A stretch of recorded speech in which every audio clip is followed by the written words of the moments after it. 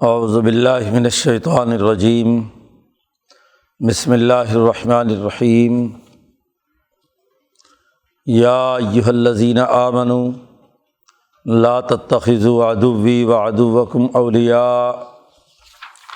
تلقون الیہم بالمودۃ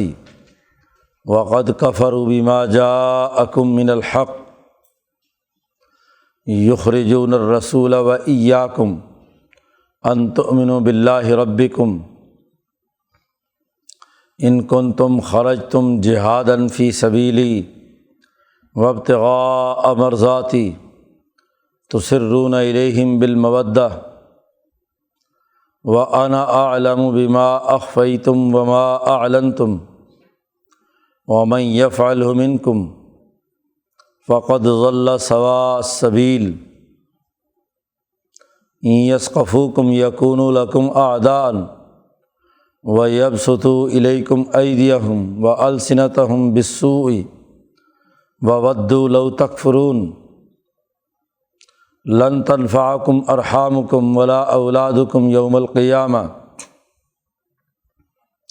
یفصل بینکم واللہ بما تعملون بصیر قد کانت لکم اسوۃ حسنۃ فی ابراہیم والذین معہ اذ قالوا لقومہم انا براء منکم ومما تعبدون من دون اللہ کفرنا بکم وبدا بیننا وبینکم العداوۃ والبغضاء ابدا حتی تؤمنوا باللہ وحدہ الا قول ابراہیم لابیہ لاستغفرن لک وما املک لک من اللہ من شیء ربنا علیک توکلنا والیک انبنا والیک المصیر ربنا لا تجعلنا فتنة للذین کفروا واغفر لنا ربنا انک انت العزیز الحکیم لقد کان لکم فیہم اسوۃ حسنۃ لمن کان یرجو اللہ والیوم الآخر ومن یتول فإن اللہ هو الغنی الحمید صدق اللہ العظیم۔ یہ سورۃ الممتحنہ کا پہلا رکوع ہے۔ اس سورۃ مبارکہ میں دشمن کے ساتھ معاملات طے کرنے کے بنیادی اصول واضح کیے گئے ہیں۔ سورۃ الحشر میں سیاسی طاقت، سیاسی اقدامات اور معاشی اقدامات کا تذکرہ تھا۔ مال فے کا استعمال کر کے، جمع کر کے دشمن کے مقابلے میں طاقت پیدا کرنی ہے، سیاسی قوت، اور یہ قوت جس دشمن کے خلاف استعمال ہونی ہے تو اس کے بنیادی اساسی اصول کیا ہیں؟ خاص طور پر اپنے داخلی ڈسپلن، سیاسی نظام کے رازوں کی حفاظت کیسے کی جائے۔ حکومت اور نظم و نسق قائم کرنے کے لیے ضروری ہے کہ ایک مجلس میں جو فیصلے کیے جائیں انہیں راز رکھا جائے، تو راز کی خلاف ورزی کرنے پر کیا سزا ہے اور کیا اس کا طریقہ کار ہے، اس سے متعلق بحث اس سورۃ مبارکہ میں کی گئی ہے۔ اس سورت کا ایک شان نزول ہے کہ جب نبی اکرم صلی اللہ علیہ وسلم نے صلح حدیبیہ کی اور اس میں یہ شرائط طے ہو گئیں کہ مکہ اور مدینہ دو الگ الگ ریاستیں ہیں، دونوں اپنے اپنے دائرے میں اپنے اپنے حلیف بنا سکتے ہیں باقی قبائل کو، جو قبیلہ جس کے ساتھ معاملہ طے کرنا چاہے وہ کر سکتا ہے، اور اس کے مطابق ہر ایک دونوں فریقوں میں سے جس قبیلے سے معاہدہ کرے وہ اس کا حلیف ہے۔ اس لیے دونوں فریق اپنے اپنے حلفاء کے ذمہ دار ہیں، کوئی ایک دوسرے کے خلاف اقدام نہیں کرے گا۔ جیسے خود مکہ اور مدینہ کے درمیان آپس میں معاہدہ ہو گیا تو ان کے حلیفوں کے درمیان بھی معاہدہ ہے، ہر ایک اپنے اپنے حلیف کا ذمہ دار۔ تو نبی اکرم صلی اللہ علیہ وسلم کے حلیف قبیلے کے خلاف مکہ کے حلیف قبیلے نے جنگ چھیڑ دی، اقدامات کیے جو اس معاہدے کی خلاف ورزی تھی۔ نبی اکرم صلی اللہ علیہ وسلم کو 2 سال بعد جب یہ بات معلوم ہوئی، یہ واقعہ 2 سال بعد پیش آیا، تو آپ صلی اللہ علیہ وسلم نے مکے والوں کو معاہدے کی خلاف ورزی پر سزا دینے کے لیے اقدامات شروع کر دیے، جنگی تیاریاں شروع کر دی گئی، اور تمام لوگوں سے کہا گیا کہ ان تیاریوں کے بارے میں مکے والوں کو اطلاع نہ دی جائے، انہیں پتہ چلے گا تو وہ بھی تیاری کریں گے۔ آپ صلی اللہ علیہ وسلم کے پیش نظر حکمت عملی یہ تھی کہ ایسے طریقے سے مکہ پہنچ جائیں کہ جس میں براہ راست جنگ نہ ہو اور کشت و خون حرم کے اندر نہ ہو، کم سے کم جانی نقصان مکہ مکرمہ کے اندر ہو، کیونکہ اگر دشمن بھی تیار ہے جنگ لڑنے کے لیے، اس نے بھی جنگی تیاریاں کی ہوئی ہیں، تو جو ٹکراؤ ہوتا ہے 2 بڑی طاقتوں کے درمیان، تو اس سے کافی جانی نقصان ہوتا ہے۔ اور دوسرا یہ کہ حرم پاک اس کے اندر کم سے کم لڑائی ہو، مختصر اقدام کے ذریعے سے مکہ فتح کر لیا جائے۔ اس حکمت کے پیش نظر نبی اکرم صلی اللہ علیہ وسلم نے پابندی لگا دی کہ مدینے کی کوئی خبر مکہ نہیں پہنچنی چاہیے، کہ ہم اپنی بھرپور طاقت سے اچانک مکہ پر پہنچیں، اور جو اللہ کا گھر ہے، ابراہیم اور اسماعیل کا مرکز ہے، اس میں اصل حنیفیت برقرار رکھنے کے لیے جنگ و جدل کا زیادہ موقع پیش نہ آئے۔ مکہ سے باہر تو جتنی بھی جنگیں لڑی گئیں وہ پوری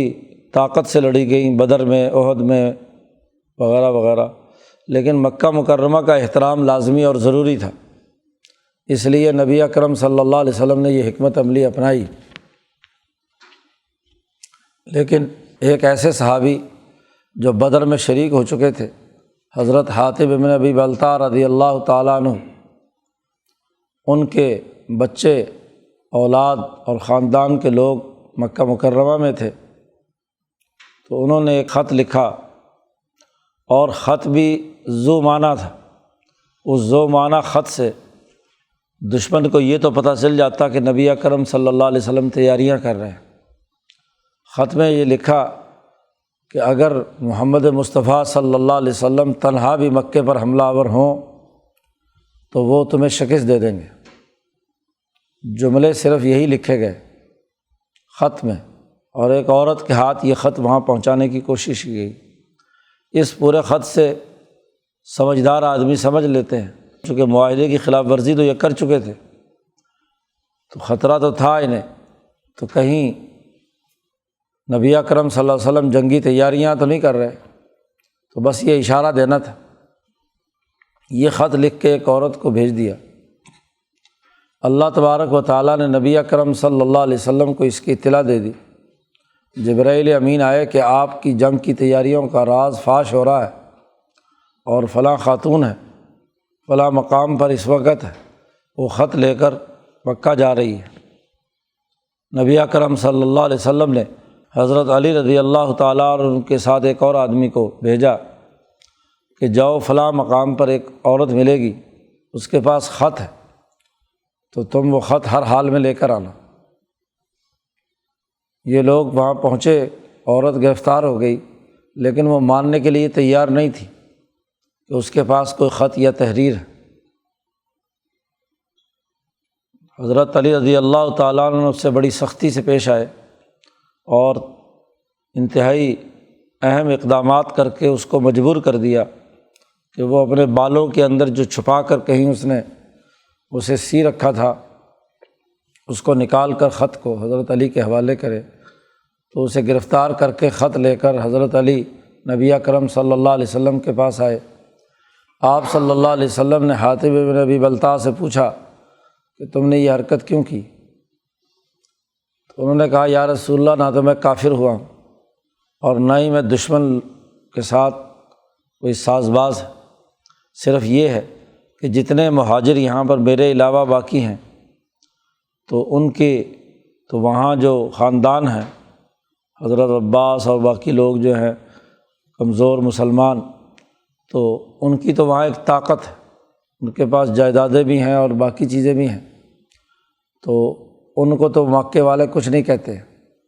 میں ایک غریب آدمی ہوں، تو میری اولاد اور بچے وہاں پر ہیں، تو میرا خیال تھا کہ آپ تو ہر حال میں کامیاب ہو ہی جائیں گے، اللہ کا حکم ہے کہ غلبہ آپ کو ضرور ہونا ہے، تو صرف اس لیے کہ ان پر میں ایک احسان کر دوں تو ہو سکتا ہے کہ وہ میرے اولاد اور بچوں کو کچھ نہ کہیں۔ یہ بات انہوں نے واضح کی۔ عمر فاروق رضی اللہ تعالیٰ عنہ نے حسب عادت خط نکلنے کے بعد بڑے غصے میں تھے، حضور سے اجازت چاہی کہ میں اس کی گردن اتار دیتا ہوں، منافق اور یہ کافر ہو گیا، راز کی خلاف ورزی کی ہے، ڈسپلن توڑا ہے۔ کوئی بھی اپنی فوج کا جنگی راز دشمن کے حوالے کرے تو بہت بڑی غداری اور بغاوت ہے، سوائے قتل کے اس کی کوئی اور سزا نہیں ہے۔ چنانچہ اسی بنیاد پر عمر فاروق نے یہ بات کہی تو نبی اکرم صلی اللہ علیہ وسلم نے منع فرما دیا کہ نہیں، تمہیں معلوم نہیں کہ یہ بدری صحابی ہے، اور بدریوں کے بارے میں اللہ پاک نے فیصلہ فرما دیا ہے کہ اعملوا ما شئتم، تم جو چاہے مرضی عمل کرو، اور میں نے تمہارے تمام اگلے پچھلے گناہ معاف کر دیے، اس لیے ان کو کچھ نہ کہا جائے۔ لیکن تنبیہ کی گئی اور اس پر پوری یہ صورت نازل ہوئی، قواعد و ضوابط اس ایک واقعے کے تناظر میں مسلمان جماعت کے سامنے آ گئے۔ سب سے پہلے تو اصولی ضابطہ اور قاعدہ بیان کیا، یا ایھا الذین آمنوا، اے ایمان والو، مخاطب کیا ہے ایمان والوں کو کہ جو اللہ اس کے رسول پر ایمان رکھتے ہیں صدق دل سے، انہیں حکم دیا جا رہا ہے لا تتخذوا عدوی وعدوکم اولیاء، میرے دشمن اور اپنے دشمنوں کو دوست مت بناؤ۔ اللہ کے بھی دشمن ہیں اور تمہارے بھی دشمن ہیں۔ پہلا اصول اور ضابطہ قاعدہ یہ بیان کر دیا کہ جس کے ساتھ دشمنی کا تعلق ہو جائے، تمہاری جان کے درپے ہو، دشمن ہو، تو دشمن سے دوستی لگانا انتہائی خطرناک بات ہے۔ دشمن کے ساتھ دشمنی کرنا ہی اصل بات ہے۔ یہ کسی سانپ کو دودھ پلانا جو انسانوں کو ڈسنے والا ہے تو یہ بہت خطرناک کھیل ہے۔ اس لیے آدمی کو دوستوں کے ساتھ دوستی لگائی جاتی ہے، نہ کہ دشمنوں کے ساتھ دوستی لگائی جائے۔ پہلی بات تو واضح کر دی کہ دشمن کو دشمن رکھنا اور دشمنی اس کے ساتھ برقرار رکھنا یہ پہلا ضابطہ ہے۔ لا تتخذوا عدوی وعدوکم اولیاء، دوست بنانے کا اور ولایت کا، دوستی کا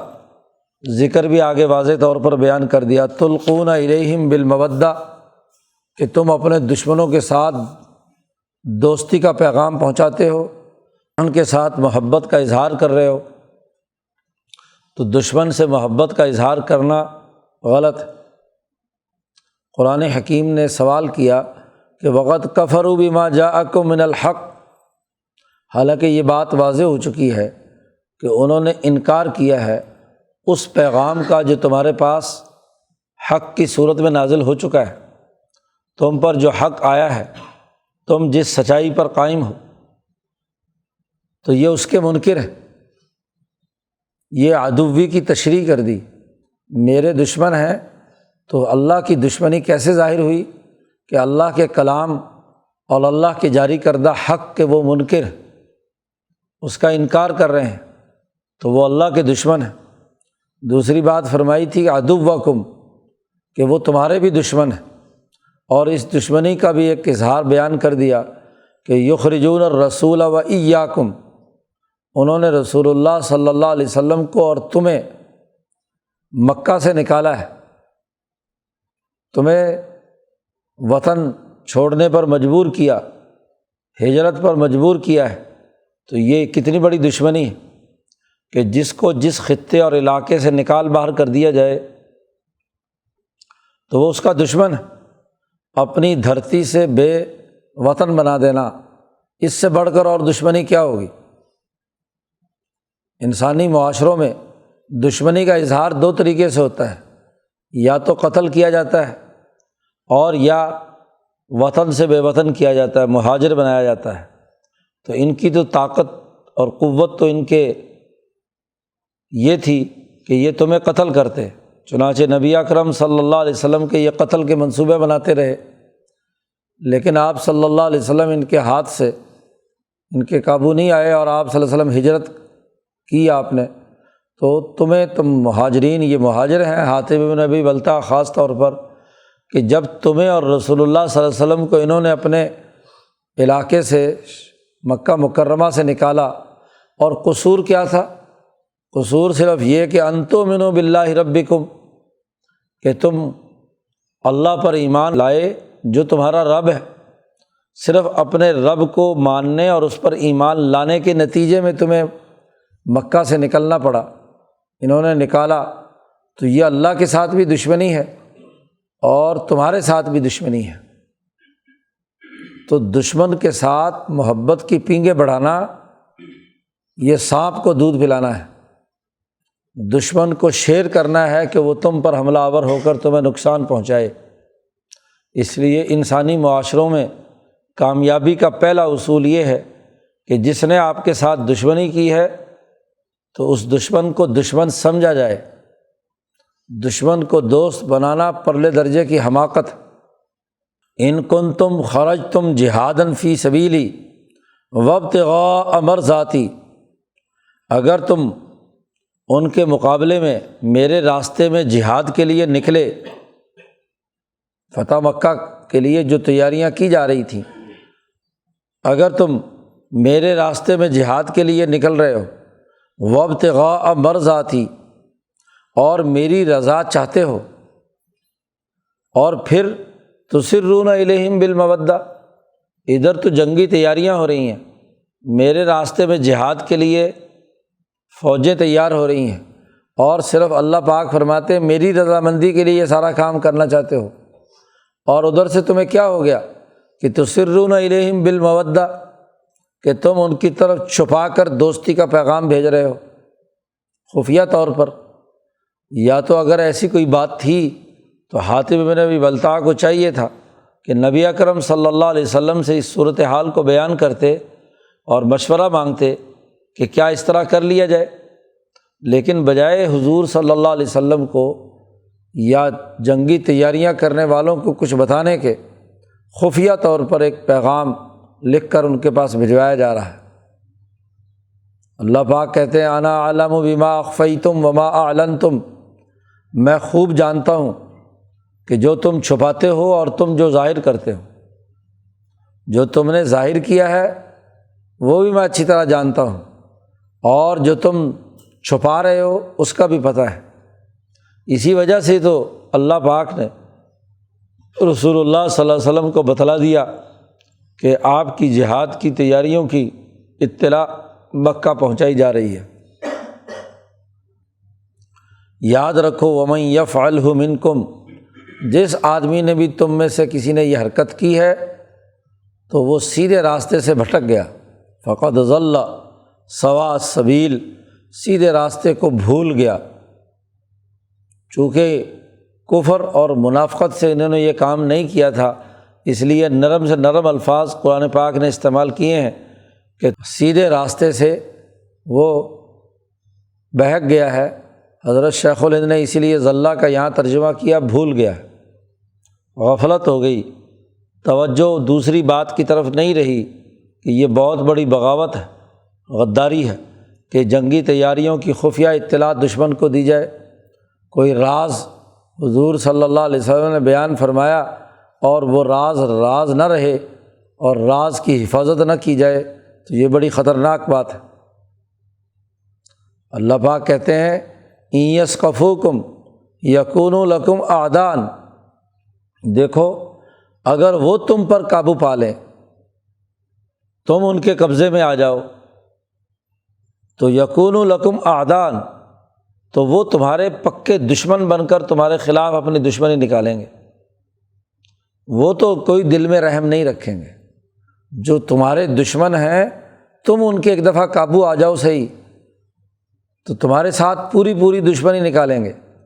اور وَيَبْسُطُوا إِلَيْكُمْ أَيْدِيَهُمْ، اور تمہاری طرف چلائیں گے اپنے ہاتھ بھی اور اپنی زبانیں بھی، بِالسُّوءِ، برائی کے ساتھ۔ تمہارے ساتھ کسی قسم کا کوئی بھلائی کا معاملہ نہیں کریں گے، ہاتھوں سے بھی لڑیں گے، تلوار اٹھائیں گے، اور زبان تان بھی دراز کریں گے، تمہاری توہین و تذلیل کریں گے، تمہیں گالیاں دیں گے، برا بھلا کہیں گے، بِالسُّوءِ۔ اگر وہ تم پر قابو آ جائیں تو تمہارے ساتھ کوئی دوستی نہیں کریں گے، اپنا پورا تم سے بدلہ لیں گے۔ بلکہ ودو، ان کی خواہش تو یہ ہے، وہ تو چاہیں گے کہ کاش کہ تم کافر ہو جاؤ، تمہیں کافر بنانے کے لیے وہ ہر طرح کے اقدامات کریں گے۔ یہاں حضرت سندھی رحمۃ اللہ علیہ نے لکھا ہے کہ ہندوستان بر عظیم پاک و ہند کی آزادی کہ جب ہم جنگ لڑ رہے تھے تو ایسے بہت سارے یہاں کے مذہبی اور نسلی طبقات تھے کہ جنہوں نے دشمن انگریز، جنہوں نے ہندوستانیوں کو غلام بنایا، انہیں قتل کیا، انہیں ایک جگہ سے دوسری جگہ بے وطن بنانے کے لیے قحط برپا کیے، تباہی بربادی اتاری۔ تو جب ہم دشمنوں کے خلاف لڑ رہے ہیں تو ایسے بہت سارے لوگ تھے جو خفیہ دوستیاں لگا کر پیغامات انگریزوں کو پہنچاتے تھے، ہماری تحریکات کو نقصان پہنچایا۔ یہاں حضرت سندھی نے حضرت شاہ ولی اللہ صاحب سے لے کر حضرت شیخ الہند تک پورا تاریخی تسلسل بیان کیا ہے کہ کس طریقے سے آزادی کی جنگ لڑی، اور ہر موقع پر راز کی حفاظت نہ کرنے والوں نے غداری کر کے دشمن کو جاسوسی کر کے پیغامات پہنچائے۔ تسرون الیہم بالمودہ، مولانا سندھی کہتے ہیں اس آیات کے مصداق ہیں وہ تمام لوگ جنہوں نے شیخ الہند کی تحریک کو نقصان پہنچایا۔ بلکہ یہاں ایک بہت اہم حوالہ حضرت سندھی رحمۃ اللہ علیہ نے دیا ہے کہ جو کاغذات کویت میں بیٹھے ہوئے برطانوی سفیر سر کاکس نے جاری کیے ہیں، اس کی 5ویں جلد میں اس نے اعتراف کیا ہے کہ ترکی والوں نے بڑی غفلت برتی، کابل میں جو تحریک پنپ رہی تھی شیخ الہند کی،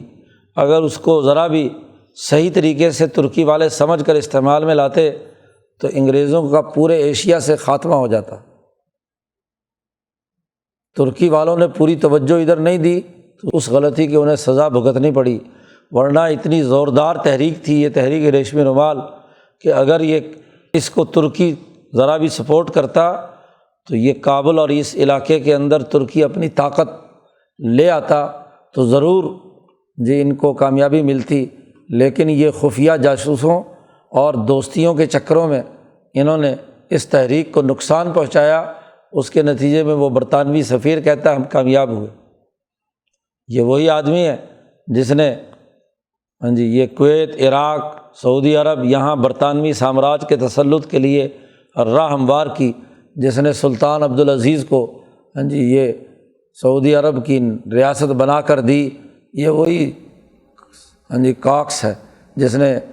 یہ تمام اعترافات کیے ہیں۔ تو یہ وہ جب تم پر قابو پائے گا تو تمہارے ساتھ کوئی قسم کا بھلائی نہیں کرے گا۔ یسقفوکم، انگریزوں نے جیسے ہی تسلط حاصل کیا تو وہ لوگ جو کل تک انگریز کے لیے راز پہنچانے کا کام کرتے تھے، انگریزوں نے سب سے پہلے انہی کی گردن دبوچی،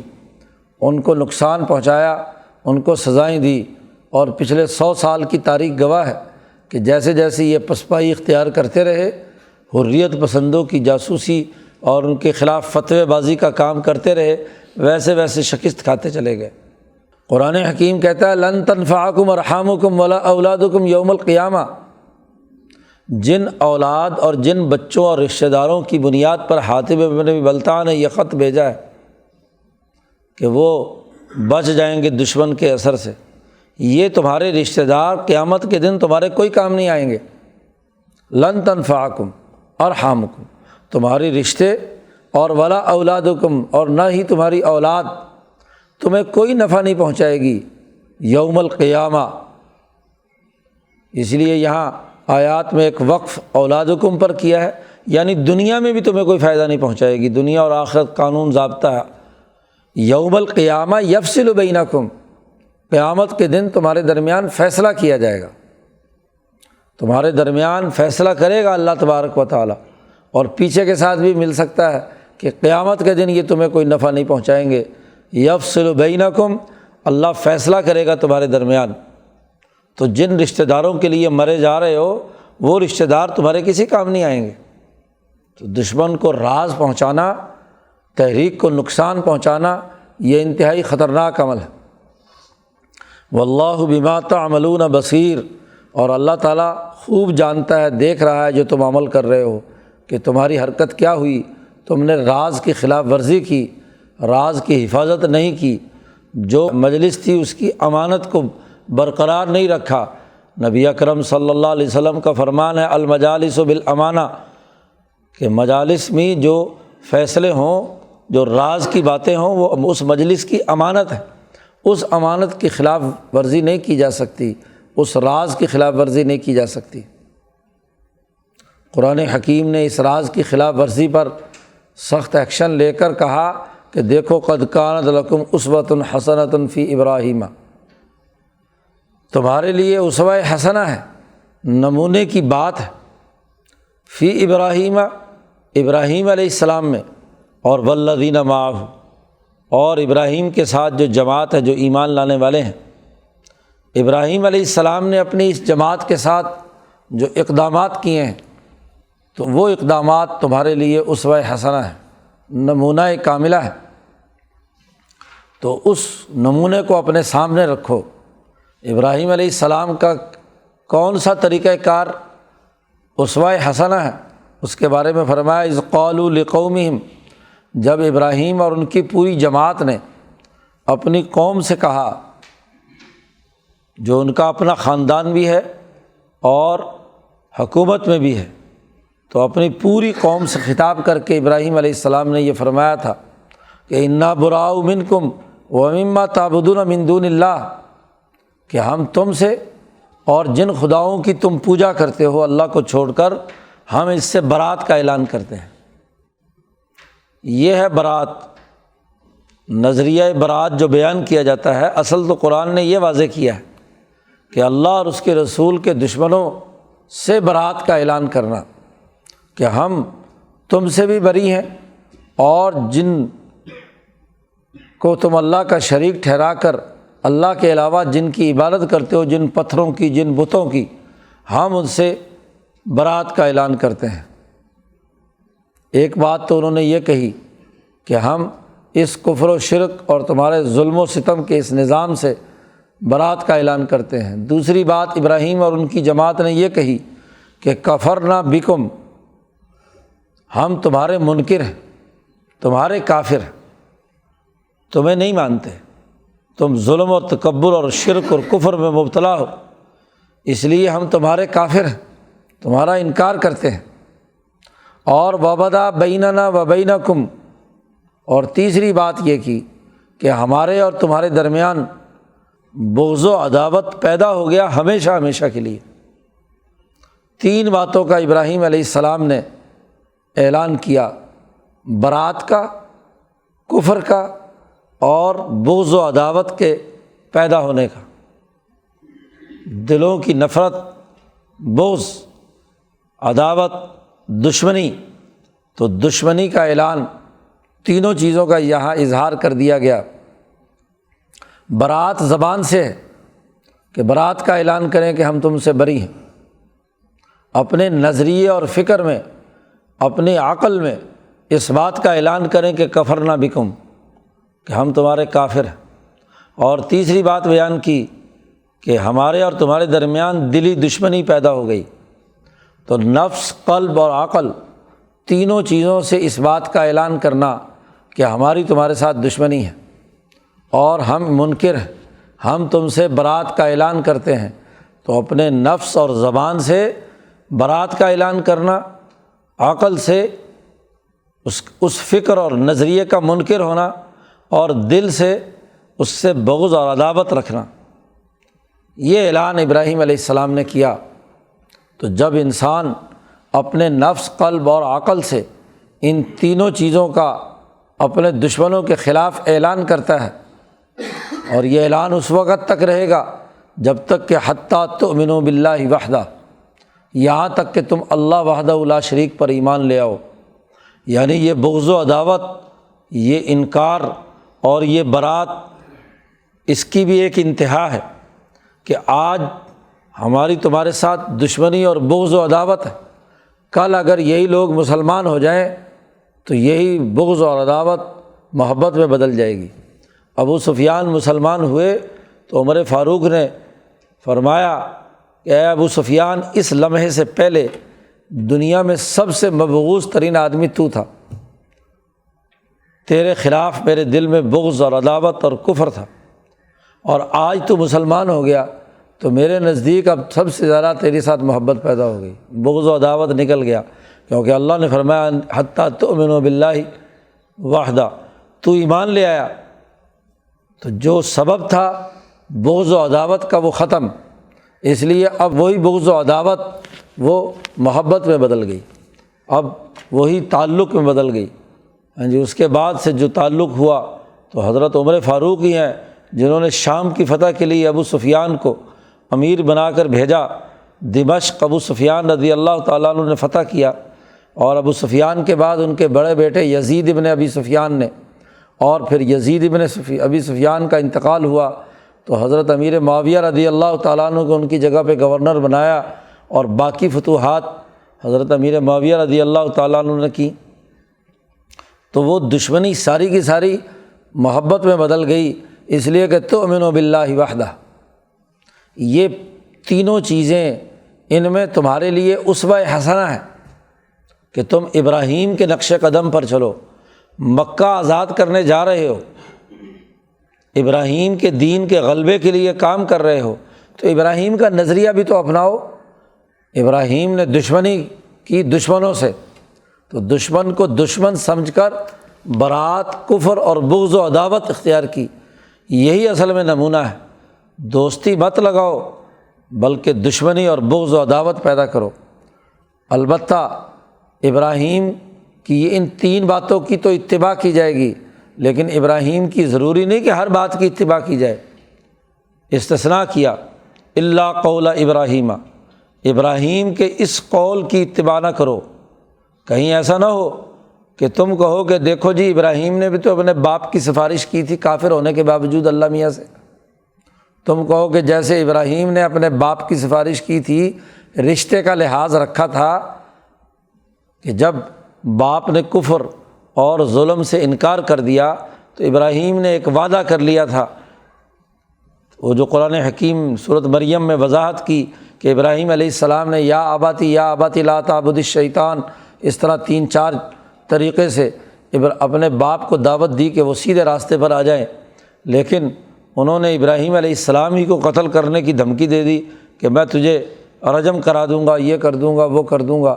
تو وہاں بھی ابراہیم نے ایک وعدہ کر لیا باپ سے کہ آج تم مسلمان نہیں ہو رہے تو میں اللہ سے ضرور تمہاری مغفرت کی دعا مانگوں گا کہ تمہیں توفیق ہو جائے کہ تم ایمان لے آؤ۔ تو اب اگر کوئی حاتب بن ابی بلتع جیسے لوگ یہ کہیں کہ دیکھو ابراہیم کے لیے اسوہ حسنہ کی بات کی جا رہی ہے، تو ابراہیم نے بھی تو اپنے باپ کے لیے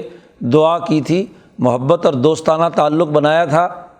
تو اللہ پاک نے یہاں استثناء کر دیا الا قول ابراہیم لابیہ، ابراہیم کے اس قول کی اتباع نہیں کی جائے گی، اس کو اسوہ حسنہ میں شمار نہیں کیا جائے گا۔ ابراہیم نے کیا کہا تھا؟ لَأَسْتَغْفِرَنَّ لَكَ وَمَا أَمْلِكُ لَكَ مِنَ اللَّهِ مِنْ شَيْءٍ، ابراہیم نے یہ کہا تھا کہ میں ضرور بالضرور تیرے لیے مغفرت کی دعا مانگوں گا، لیکن میں تیرے لیے اللہ کے مقابلے میں کسی چیز کا مالک نہیں ہوں کہ میں تجھے ہر حال میں جنت میں پہنچاؤں اور جہنم سے نکالوں، مالک نہیں ہوں، تیرے لیے دعا کروں گا۔ لیکن اللہ پاک نے پیچھے وضاحت کر دی کہ جب ابراہیم کے سامنے یہ بات واضح ہو گئی کہ یہ کفر پر مرا ہے تو ابراہیم نے یہ دعا چھوڑ دی۔ اللہ پاک نے تنبیہ کی کہ آئندہ تمہارے لیے جائز نہیں ہے، پیچھے 11ویں پارے میں کہا گیا برات میں کہ تمہیں اس بات کی اجازت نہیں ہے کہ تم اپنی باپ کے لیے مغفرت کی دعا مانگو۔ کیونکہ اس کا انتقال کفر پر ہوا ہے، اور کفر پر ہونے کی وجہ سے تم اس کے لیے کسی قسم کی کوئی استغفار کی دعا، تو یہ ویسے ہی یہ قانون اور ضابطہ ختم ہو گیا، لیکن ابراہیم کی یہ بات اس کی اتباع بھی نہیں کی جا سکتی، یہ کوئی نمونہ نہیں ہے۔ ابراہیم کی اس سے پہلے والی باتیں جو ہیں وہ اسوہ حسنہ ہے، اس لیے اللہ سے استثناء کر دیا کہ صرف پہلی باتوں کی اتباع ہوگی، باقیوں کی نہیں۔ اس لیے تمہارے لیے ضروری ہے کہ تم اللہ سے یہ دعا مانگو کہ ربنا علیک توکلنا۔ اگر کوئی معاملہ ہے بھی تمہارے رشتوں اور نعتوں کا، ادھر کوئی خاندانی تعلقات ہیں اور اپنے بچوں کے حوالے سے تم پریشان ہو، تو اللہ پر بھروسہ کرو، اللہ کے دین کے لیے تم لڑ رہے ہو، اپنے رشتہ داروں کو بچانے کے لیے اللہ کی جماعت کو، حزب اللہ کو نقصان پہنچانا، یہ بہت بڑا جرم ہے۔ دعا مانگو ربنا علیک توکلنا، اے ہمارے پروردگار ہم تجھی پر توکل کرتے ہیں، وإلیک انبنا، تیری طرف ہی رجوع کرتے ہیں، وإلیک المصیر، اور تیری طرف ہی ہمیں لوٹ کر واپس جانا ہے۔ تو یہ دعا مانگو، دشمنی کرو، سب سے پہلی بات تو یہ کہ دشمن کو دشمن سمجھو اور دشمن سے دشمنی کا تعلق قائم کرو جب تک کہ وہ تمہاری جماعت میں شامل نہ ہو جائے، ایمان نہ لے آئے۔ اور اس کے بعد دوسری بات اس جنگی حکمت عملی میں یہ ہو کہ اللہ سے دعا مانگو کہ اے اللہ ہم تجھ پر توکل کرتے ہیں، تیری طرف ہی رجوع کرتے ہیں، تیری طرف ہی لوٹ کر ہم سب کو آنا ہے۔ اور یہ دعا بھی مانگو چوتھی کہ ربنا لا تجعلنا فتنۃ للذین کفروا، اے اللہ مت ہماری آزمائش کر کافروں کے مقابلے میں، کافروں کے حوالے سے کہ کافر ہم پر مسلط ہو کر ہمیں کوئی نقصان پہنچائیں، تو اس فتنے سے بھی ہمیں بچا، اور اگر ہم سے غلطیاں کوتاہیاں ہوئی ہیں تو واغفر لنا ربنا، ہمارے گناہ معاف فرما دے اے ہمارے پروردگار، انک انت العزیز الحکیم، بے شک تو طاقتور اور انتہائی حکمت والا ہے۔ تو پہلے راز کی حفاظت کا حکم دیا گیا، دشمن سے دشمنی رکھنے کا حکم دیا گیا، اور پھر ابراہیم کے اسوہ حسنہ کی پابندی اختیار کرنے کا حکم دیا گیا، اور پھر کہا گیا کہ اللہ سے مانگ کر، اللہ پر اعتماد اور توکل کر کے اس پورے جنگی اقدامات کے لیے تیاریاں کرو۔ پھر کہا گیا لقد کان لکم فیہم اسوۃ حسنۃ، ابراہیم نے یہ جو دعائیں مانگی، ابراہیم نے یہ جو اللہ پر توکل کیا، ابراہیم نے جو اللہ کی طرف رجوع کیا، ابراہیم نے جو ان کافروں کے حوالے سے فتنے کہ اس سے بچنے کی دعا مانگی، یہ تمام باتیں وہ ہیں کہ جو تمہارے لیے اسوہ حسنہ ہے۔ لقد کان لکم فیہم، ابراہیم اور ان کی پوری جماعت میں تمہارے لیے اسوہ حسنہ ہے، اور یہ اسوہ حسنہ ہر اس آدمی کے لیے ہے کہ من کان یرجو اللہ والیوم الآخر، جو اللہ اور آخرت کے دن پر یقین رکھتا ہے کہ ضرور اللہ سے ملاقات ہونی ہے، اللہ کے سامنے حاضر ہونا ہے، آخرت کے دن میں مجھے حساب کتاب دینا ہے، تو اس کے لیے یہ مکمل اسوہ حسنہ ہے۔ یاد رکھو ومن یتولی فإن اللہ هو الغنی الحمید، جو اس اسوہ حسنہ کو نہیں اپناتا، برات کا اعلان نہیں کرتا، دشمنوں سے دشمنی کا اعلان نہیں کرتا، بغض و عداوت پیدا نہیں کرتا، اس قانون سے خلاف ورزی کرتا ہے، روگردانی کرتا ہے، تو فإن اللہ هو الغنی الحمید، تو بے شک اللہ پاک وہ انتہائی بے پرواہ ہے اور وہ تعریف کیا ہوا ہے، تمہاری تعریفوں کی ضرورت نہیں ہے۔ ایک دو آدمی، چند آدمی اگر نہیں بھی تعریفیں کریں تو اللہ پاک پھر بھی حمید ہے، الغنی بھی ہے اور الحمید بھی ہے۔ تو جب یہ حمید اور غنی ہے تو اسے تمہاری پرواہ نہیں ہے، تم جیسے جو روگردانی کرے گا ضرور سزا بھگتے گا، جس نے آنا ہے وہ پورے ڈسپلن کے ساتھ آئے، صحیح طریقہ کار کے مطابق آئے، حزب اللہ کو نقصان پہنچانے کی کوشش مت کرے۔ اللہ سے تعلق کا تقاضا یہ ہے کہ جو اللہ کی تربیت یافتہ جماعت جو رسول اللہ صلی اللہ علیہ وسلم نے بنائی ہے حزب اللہ، اس کے جماعت کے داخلی نظام کی خلاف ورزی نہ کرے۔ اس صورت سے معلوم ہوا، مولانا سندھی فرماتے ہیں کہ انفرادیت اور تفرد انتہائی غلط بات ہے، اصل جماعت ہے، جماعت کے کیے ہوئے فیصلے ہیں۔ اب ذاتی اور انفرادی طور پر حاتب ابن ابی بلتع نیک آدمی ہے، بدری صحابی ہیں، ان کے لیے اللہ نے کہہ دیا اعملوا ما شئتم، جو چاہے مرضی کرو، اللہ نے تمہیں معاف کر دیا، لیکن اس کے باوجود بھی یہاں عتاب نازل کیا جماعتی زندگی کو نقصان پہنچانے کے حوالے سے۔ فرد نیک بھی ہے اور ذاتی طور پر اس نے کوئی برا کام بھی نہیں کیا، محض اپنے خاندان کے حوالے سے ایک انفرادی مسئلے یا خاندانی مسئلے کے حوالے سے ایک راز بیان کیا ہے، لیکن اس راز کا تعلق جماعت کے ساتھ ہے، تو جماعتی ڈسپلن کو توڑا گیا ہے۔ اس فرد کے انفرادی عمل خواہ کتنا ہی نیک کیوں نہ ہو، کتنا ہی بدری صحابی کیوں نہ ہو، لیکن جماعت کو نقصان پہنچانے کا جو عمل ہے اس کی خلاف ورزی پر جماعت کے نقصان پہنچانے کے نتیجے میں یہ پورا رکوع نازل ہوا اور اجتماعیت کی اور جماعت کی ذمہ داری بیان کی۔ اس لیے کہا ابراہیم والذین معہ، ابراہیم اور ان کی پوری اجتماعیت اور ان کی پوری جماعت کو سامنے رکھنا تمہارے لیے ضروری ہے، اور ابراہیم جماعت کے ساتھ جڑ کر اللہ کے حکم کے مطابق جو کام کیے ہیں وہ اسوہ حسنہ ہے۔ ابراہیم نے جو انفرادی اور محض باپ کی محبت سے مغلوب ہو کر جو دعا کرنے کا وعدہ کیا تو وہ بھی اسوہ حسنہ نہیں ہے۔ تو اسوہ حسنہ جماعت کا ہوتا ہے، فرد خواہ کتنا ہی اونچے درجے کا کیوں نہ ہو، اس کا اگر جماعت سے ہٹ کر کوئی انفرادی کوئی بھی کام ہے وہ اسوہ حسنہ نہیں ہے۔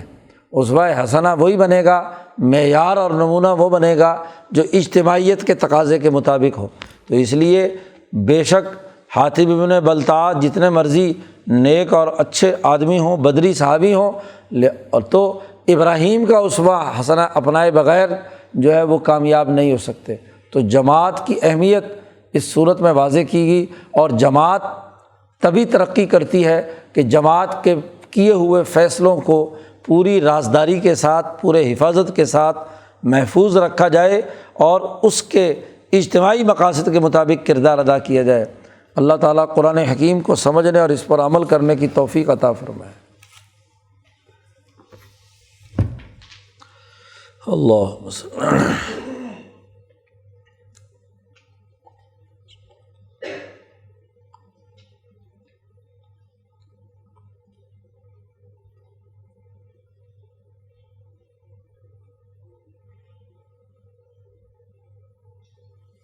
اجمعین۔